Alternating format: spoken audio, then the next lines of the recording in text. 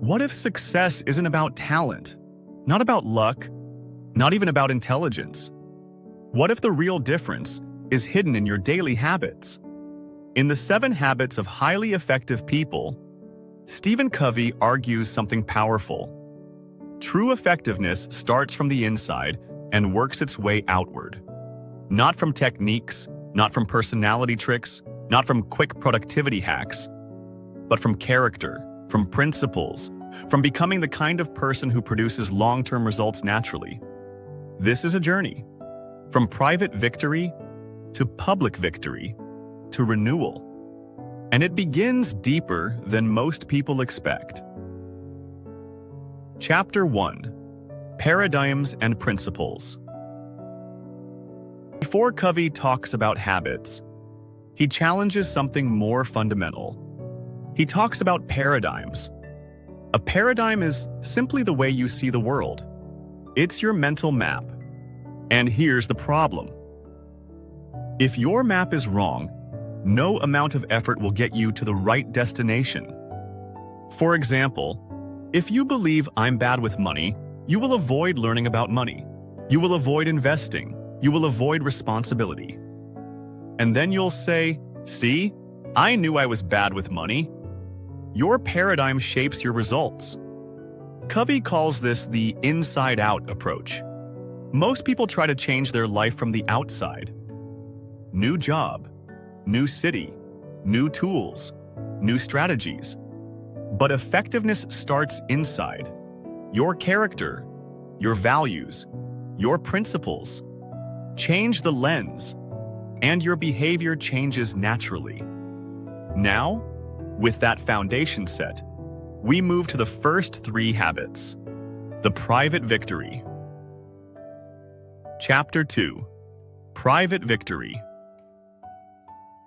These habits are about mastering yourself, because before you can lead others, you must lead you. Habit 1: Be proactive. Between what happens to you and how you respond, there is a space. And in that space is your freedom. Proactive people focus on what they can control. Reactive people focus on what they can't. Rain ruins your plans. Traffic makes you late. Your boss criticizes you. Reactive mindsets say, "They made me angry. The economy ruined my chances. I don't have time." Proactive mindsets say, "I choose my response. I control what I can. I adapt." It doesn't mean ignoring problems. It means taking responsibility. Instead of saying, "I can't work out because I'm busy," say, "How can I make time?" Instead of blaming the economy, ask, "What skill can I improve?" And your life moves in the direction of your choices, not your circumstances. That's where power begins. Habit 2: Begin with the end in mind. Imagine attending your own funeral. Strange exercise, but powerful. What would you want people to say about you? Loving parent? Trustworthy friend? Courageous leader? Now ask yourself, are you living that way today? Habit 2 is about clarity. If you don't define your destination, you'll drift. Most people climb the ladder of success, only to discover it's leaning against the wrong wall. This is where a personal mission statement comes in. Not something fancy, just a clear idea of who you want to be. For example, I want to be financially free so I can spend more time with my family. That statement changes your daily decisions. It shapes how you spend money, how you spend time. When the end is clear, decisions become easier. Habit 3: Put first things first. Now we move from vision to execution. Habit 3 is about discipline. Covey introduces the time management matrix. Here are 4 types of tasks: urgent and important, urgent but not important, not urgent but important, and neither. Most people live reacting to urgency. Emails, notifications, deadlines. But real growth happens in the second quadrant, not urgent, but important. exercise, planning, learning, building relationships. They don't scream for attention, but they shape your future. Highly effective people schedule their priorities instead of prioritizing their interruptions. Private victory is complete when you control your time instead of time controlling you.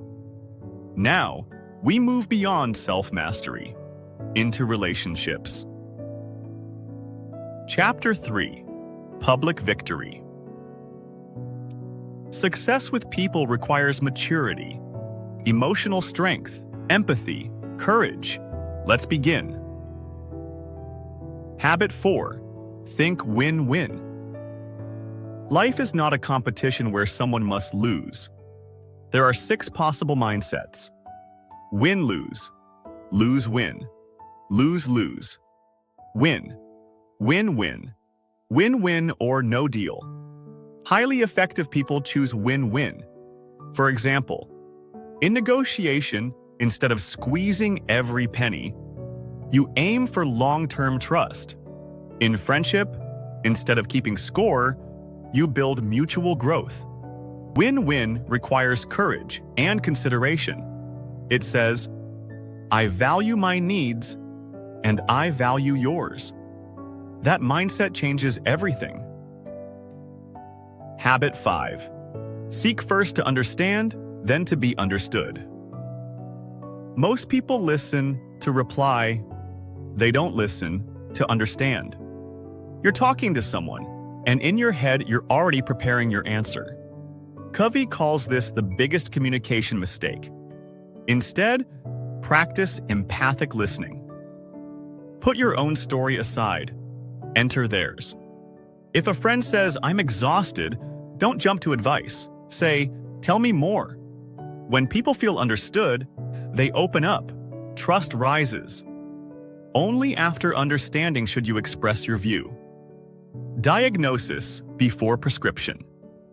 This habit alone can transform marriages, teams, and leadership.